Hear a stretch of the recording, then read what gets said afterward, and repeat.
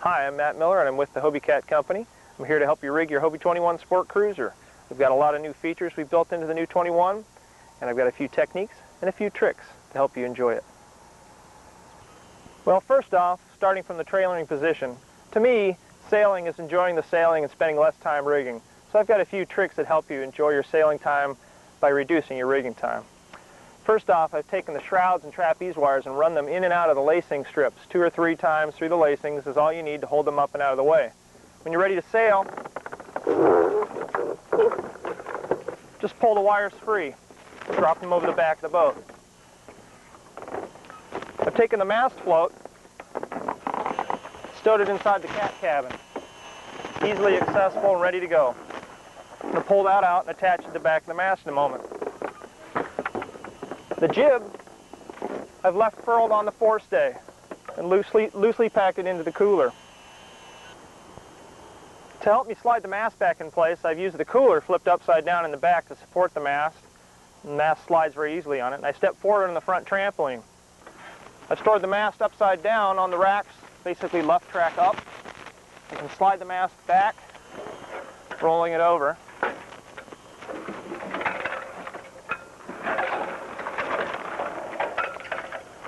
Until I get it balanced over the back of the boat. Then I'm going to step off the boat, go around to the other side to hook it in. I've removed the mast step pin from the base of the mast. That way when I slide the mast back,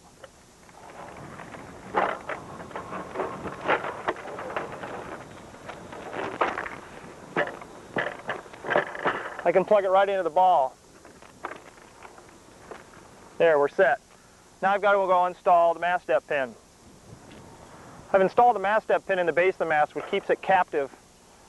Now I'm going to check the shrouds and the trapeze wires and forestay to make sure that they're all straight and hanging correctly on the shackle.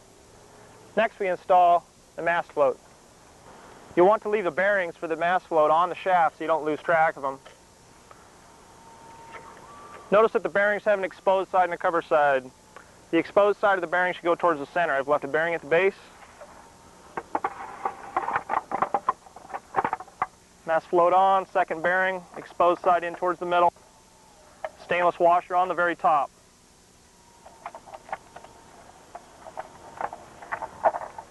And then the keeper pin.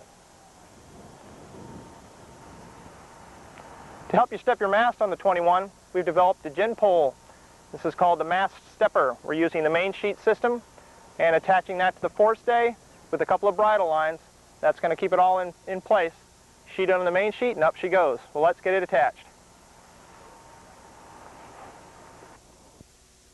When attaching the stepper pole, attach the bridle for the pole to the stretch corded loop coming out of the front crossbar with the hook placed in the outward direction. At the end of the pole, attach the pole to the roller further drum using a short piece of chain plate hanging from the bottom and a quick shackle. Attach the main sheet blocks to the opposite side. Here's a trick that can save you some time. When working with the quick pins and shackles, insert the pin partially into the shackle and let go of the button. That'll leave a short piece of the pin hanging out. So when you go to hook it onto something, you can just hook it and push the pin the rest of the way through. Attach the ratchet end of the main sheet block to the doubled over 1/4 inch line looped around your bow spreader bar. Got the main sheet system hooked from the pole to the bow spreader. There's a loop of line that you hook that to with a quick shackle.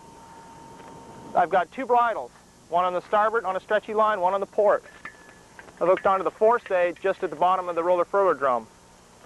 To erect the pole, you need to lift the pole up into place and drop it into a small hole that's got a stainless steel plate on the base of the mast. Mast step pole has a 1/2 inch diameter aluminum stud in the base. It fits into a small hole in the front of your mast. Lift it, stretching the stretch cords from the front crossbar, and drop it into the mast.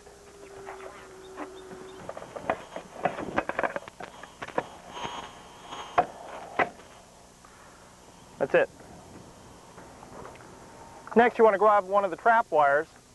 This loop of line that's on your bridle system loops through the thimble of the trap wire, and just pull it until it's just almost snug. As the pole goes up, it'll get a little tighter, so don't make it too tight. With both the port and the starboard trap wire tied off and pulled fairly snug, you now have a system that holds it up with the main sheet, the forestay, and the 2 bridle wires. The 2 trapeze wires stop the mast from swinging from left to right. When adjusting the pole's bridle lines, be sure that the mast is on the center line of the boat and that the pole is vertical. If the pole is leaning to left or the right, readjust until it's straight up. Now we're ready to step the mast. Before you step your mast, always look for overhead wires.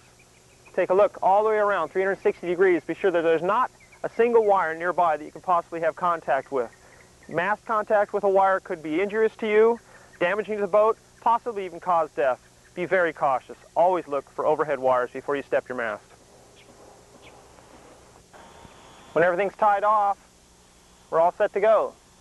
All you got to do is grab the main sheet. What I do, hold on tight, start walking away from the boat.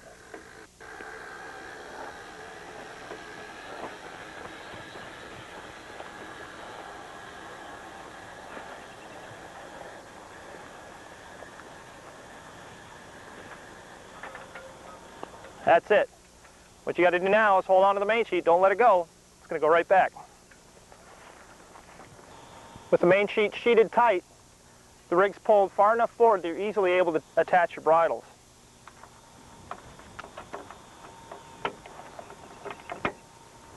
Once you pin your bridle wires, you can use the main sheet off, but not until then. Once your bridle wires, both port and starboard, are attached and pinned, you're able to take off the stepper. Go ahead and ease the main sheet. Just unpin it with the quick shackles.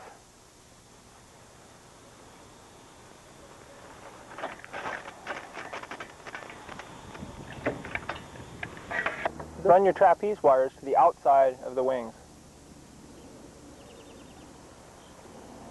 When you strap the cooler in, be sure to run the lockdown strap through the handle. That'll be sure to make the cooler stay in place even if the boat was to capsize. It's a very good idea to do it that way while you're trailering.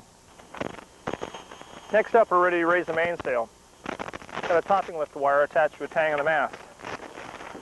Now pull that back and attach it to the back of the boom.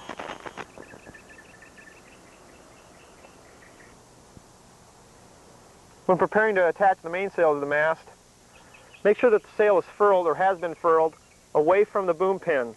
If it slips forward, it makes it difficult to push the pin through the mast. Make sure that the black bearing is in place. Slide the sail back. Take the gooseneck pin, fit it into the mast.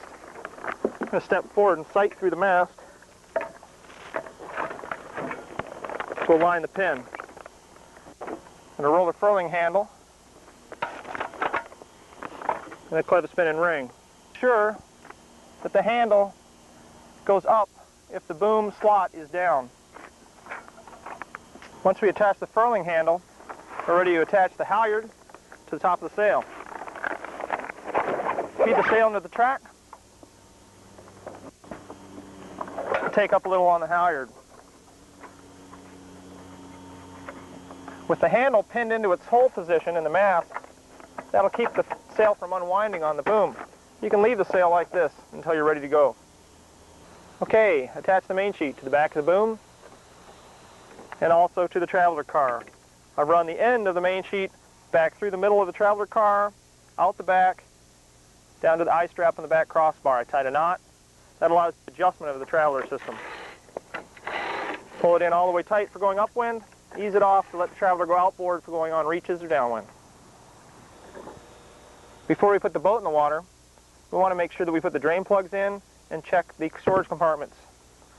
These lids use a T-bar which turns a full 90 degrees and locks up underneath the hull to get a tight seal.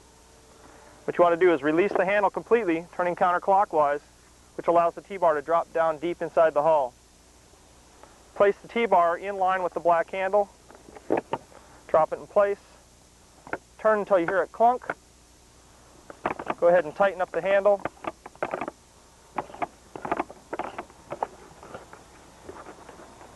One more turn, and that's snug.